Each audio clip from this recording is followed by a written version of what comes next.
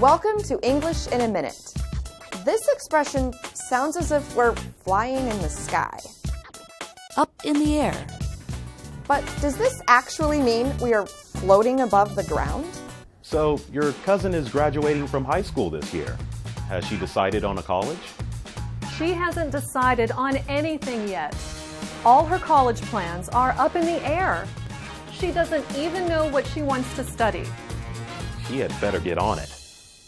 If something is up in the air, it is undecided and uncertain. If an object is floating through the air, it is hard to know where it is going, which is where this expression comes from. In the past, people just said in the air. But in the mid-1900s, we added up, making it up in the air. And that's English in a Minute.